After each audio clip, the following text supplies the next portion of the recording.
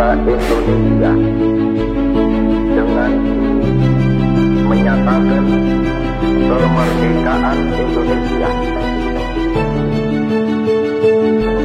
17 Agustus 1945 atas nama bangsa Indonesia.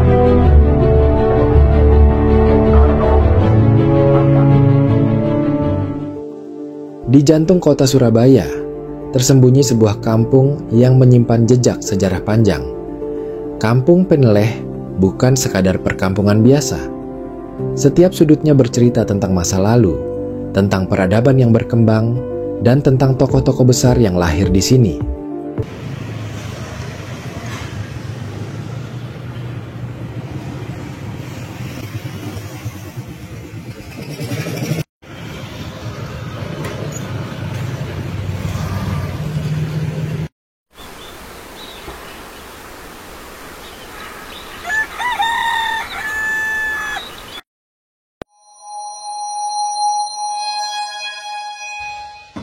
Saya Hendrik Purwanto, saya anggota Padarwis, pengelola sekaligus pemandu wisata di Peneleh Heritage Surabaya. Jadi untuk peran serta dari Islam di Peneleh, kita ambil dasarnya dulu. Peneleh itu diambil dari kata pilihan, dari pilihan yang terpilih. Itu yang dimaksudkan siapapun, artinya punya di zaman Jawara Mojopahit ada situ pilihan juga, di zaman ulama juga ada.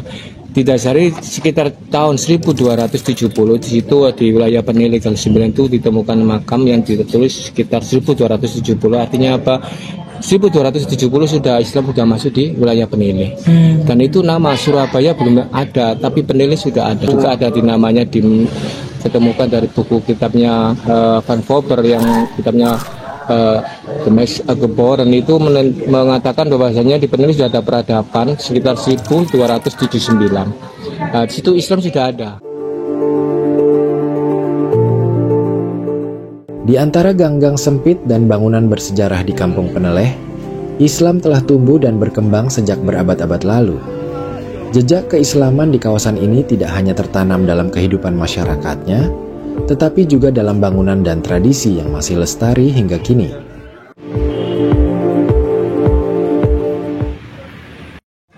Sampai sekarang berkembangnya Islam dengan adanya Masjid Peneleh yang dibangun oleh Sunan Ampel yang kedua setelah Masjid Rahmat yang ada di Kembang Kuning.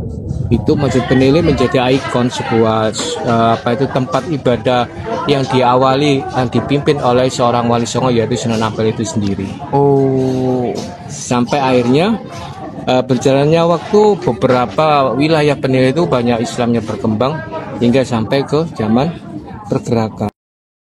Masjid Peneleh itu kita bisa melihat tadi ada Jalan Peneleh Gang 5, itu masuk sekitar 50 meter kita bisa melihat seperti menara, itu bisa dilihat dari ruang depan.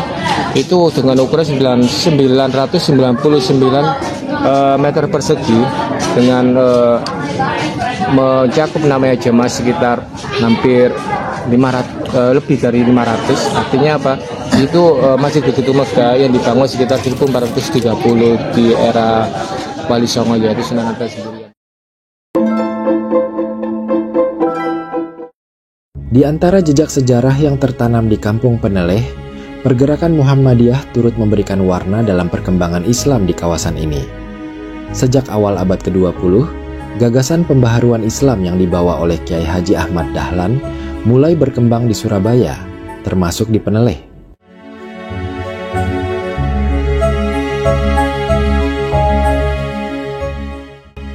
Muhammadiyah itu datang waktu itu ke Peneleh sekitar tahun 1300, tahun 1930-an, yaitu waktu itu dia menyambangi namanya Sokro Aminoto, seorang tokoh Muhammadiyah yang bernama Kiai Dahlan, ya.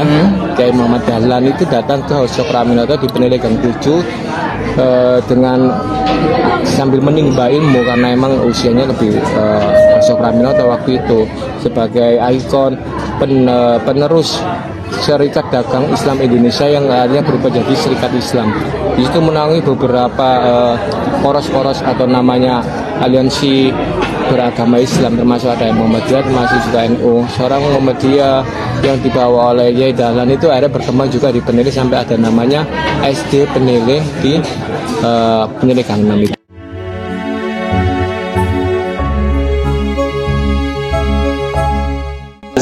Di eranya Sukraminoto, seorang Yai Dahlan itu, Yai Muhammad Dahlan itu belajar sekaligus menimba ilmu dan juga sambil sharing.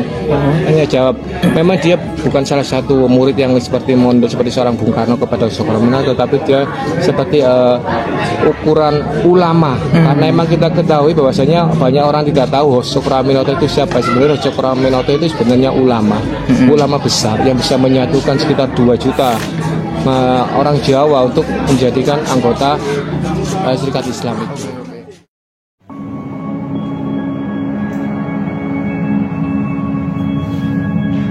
Jalan Peneleh Gang 7. Disinilah Hos Cokro Aminoto, sang guru bangsa, mengajarkan arti perjuangan dan kebangkitan. Sebagai pemimpin Sarekat Islam, Cokro Aminoto bukan hanya seorang aktivis, tetapi juga pendidik yang membentuk tokoh-tokoh besar seperti Soekarno, Musso, dan Kartosoewirjo. Dari rumah sederhana ini, gagasan kemerdekaan mulai dirumuskan, menginspirasi gerakan nasional di seluruh Indonesia.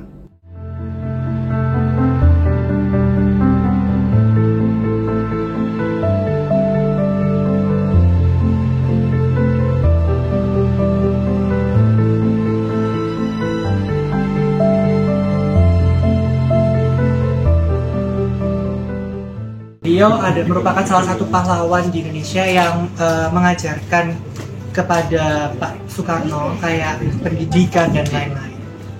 Dulunya rumah ini dibangun di tahun 1907 di Jalan Peneleh nomor 29 sampai 31. Dan dahulu denah rumahnya seperti ini. Di belakang rumah ini sebenarnya ada lagi kayak bilik-bilik kamar, dan salah satu kamarnya itu ditempati oleh Bapak Soekarno. Namun seiring berjalannya waktu, kamar itu direnovasi dan dibeli oleh SD Muhammadiyah Peneleh.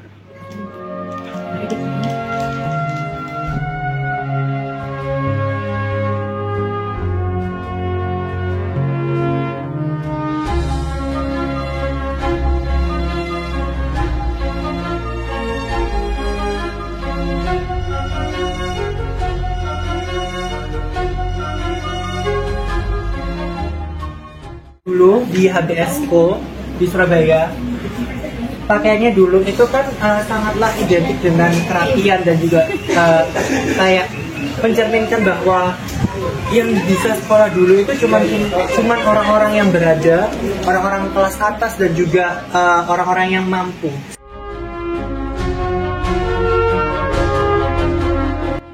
Di balik rumah-rumah tua di Gang Peneleh, terdapat kisah anak-anak kos yang kelak menjadi pemimpin besar. Di rumah Hos Cokro Aminoto, para pemuda dari berbagai latar belakang berkumpul, belajar, dan berdiskusi tentang masa depan bangsa. Anak-anak yang tinggal atau yang kos yang bisa dilihat di bilik-bilik yang tadi, beliau ada Pak Soekarno, Pak Kartosoewirjo, Pak Alimin, Pak Musso, dan Pak Sinowo.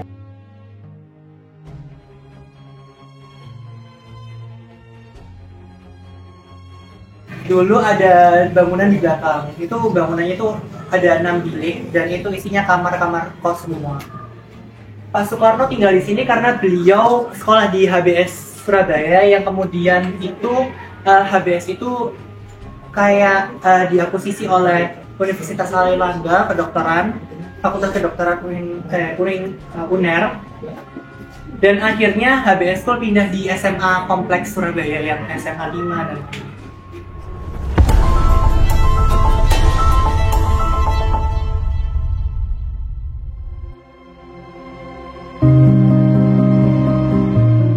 Jauh sebelum namanya dikenal sebagai proklamator, Soekarno pernah menapaki gang-gang kecil di Kampung Peneleh. Di Jalan Peneleh Gang Pandean 4, nomor 40, ia dilahirkan dan menghabiskan masa kecilnya sebelum menempuh perjalanan panjang menuju perjuangan. Di gang-gang sempit ini, Soekarno tumbuh bukan hanya sebagai seorang pemuda biasa, tetapi sebagai pemikir besar yang kelak membawa bangsanya keluar dari penjajahan.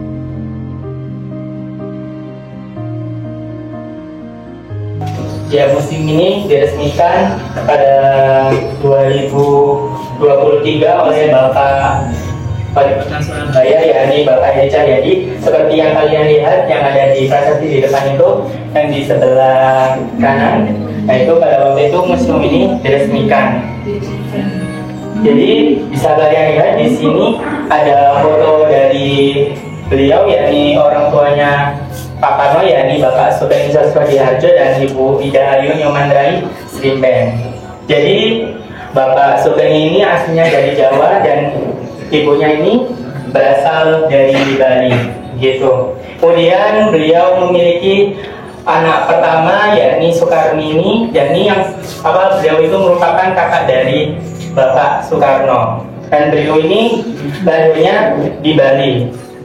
Kemudian beliau berpindah mengajar di Bali, ditempatkan di Ilan School Surabaya. Kalau sekarang itu namanya SD Negeri Sulung, tepatnya di sebelah Tugu Pahlawan, Surabaya.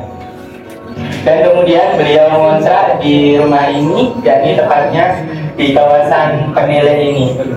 Kemudian pada tahun 1901, yakni tepatnya pada tanggal 6 Juni, beliau Bapak Soekarno dilahirkan dengan nama kecil bernama Kusno. Jadi Pak Karno pada waktu itu tidak langsung bernama Soekarno, tapi nama kecilnya beliau adalah Kusno Sosrodiharjo.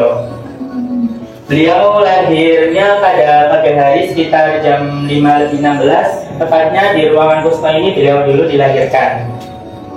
Kemudian setelah Pak Karno berumur 6 bulan, beliau pindah dari Surabaya menuju ngikut dinas bapaknya di Jombang.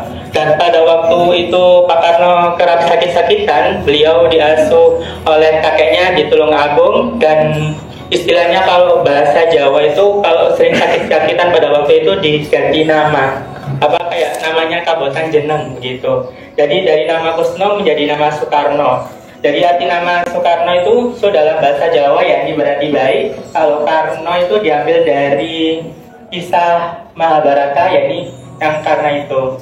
Kemudian pada tahun 1916 Pak Karno kembali lagi ke Surabaya, tapi sudah tidak di rumah ini karena rumah ini sudah menjadi rumah warga, tapi beliau ngekos di rumahnya Pak Cokro Aminoto.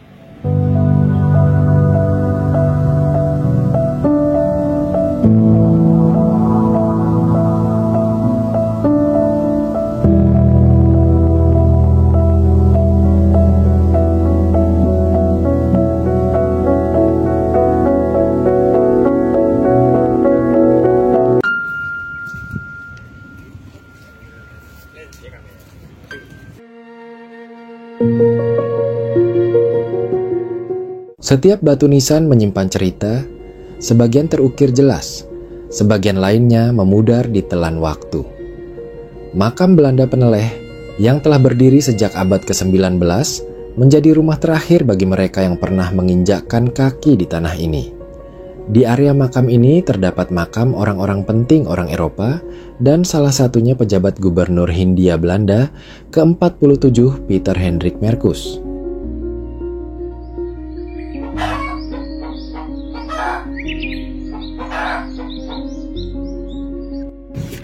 Diresmikannya di bulan Desember. Jadi di sini dengan luas 4,5 hektar dengan ukuran sekitar kurang lebih 15.000 jenazah. Di sini orang-orang kampung, orang-orang yang wilayah Surabaya sendiri menyatakan bahwa ini ukuran Belanda. Iya, tapi sebenarnya di dalamnya bukan hanya Belanda yang dimakamkan, ada Inggris, ada namanya orang Jerman, ada namanya orang seperti di khususnya di wilayah Eropa, ada Swiss juga, tapi lebih condong 80-90% orang Belanda. Ada juga makamnya orang Jepang, orang Cina waktu penjajahan Jepang sekitar tahun 1942-45 orang Jepang seperti makam di sini. Ada juga orang-orang dari Tionghoa, Cina, karena dia mengetahui bahwa makam ini khusus makam Katolik. Suatu momen bahwasanya di Surabaya ada namanya pionir atau namanya orang yang menyebarkan agama Katolik yang dipimpin oleh Sister Louis PT Usu yang dari Roma. dimakamkan secara bertahun-tahun sampai berganti-tahun. Jadi dikumpul itu yang tadi saya kisahkan. Tadi ini dalam berisi 54 jenazah.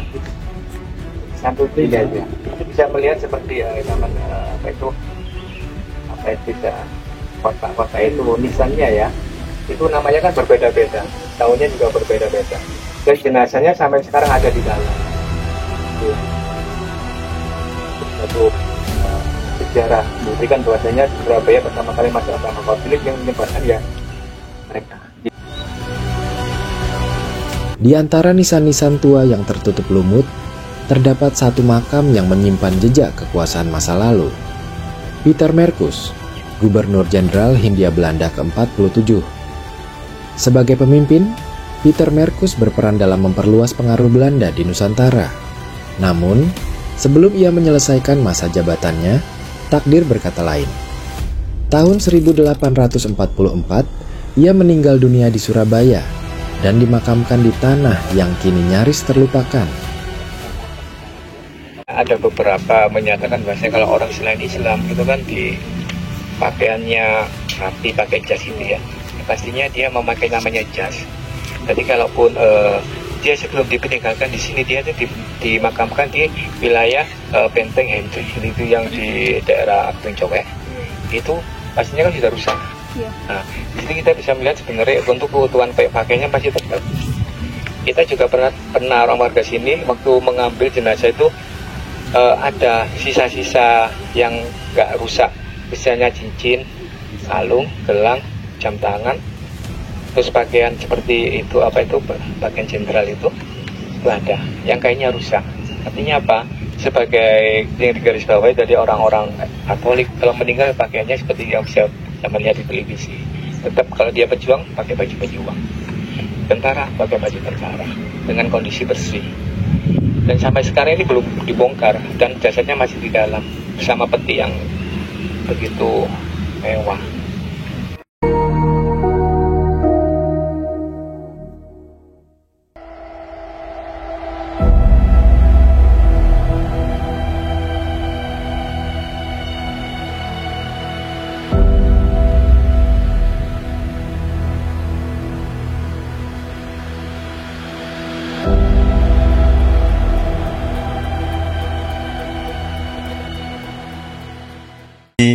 Sini tuh ekonominya tuh fokusnya di apa, kayak orang-orang sininya gitu, kayak buat UMKM atau beragam.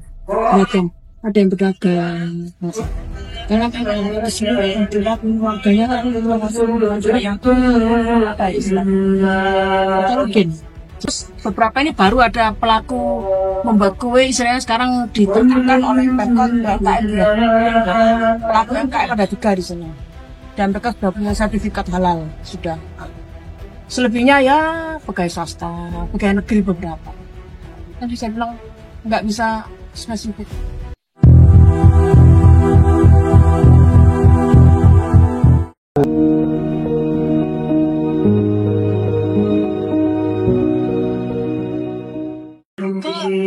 Kalau di sini kebanyakan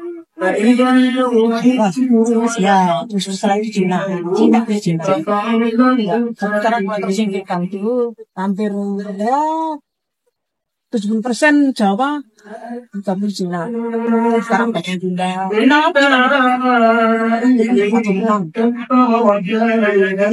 Terus Madinah. Kampung Peneleh bukan sekadar kawasan tua di Surabaya, tapi lembar sejarah yang masih bernapas. Disinilah Islam berkembang, pembaruan Muhammadiyah berakar, dan pemimpin-pemimpin bangsa seperti Hos Cokroaminoto dan Soekarno ditempa. Setiap sudutnya menyimpan kisah, dari lorong kecil tempat ide kemerdekaan lahir, hingga makam sunyi peninggalan kolonial yang merekam kekuasaan masa lalu. Dari perjalanan ini, kita belajar bahwa sejarah bukan hanya tentang masa lalu, tapi tentang bagaimana jejak itu membentuk jati diri bangsa. Dan Peneleh mengajarkan kita untuk terus mengingat, menjaga, dan meneruskan nilai perjuangan yang pernah dinyalakan dari tempat sederhana ini.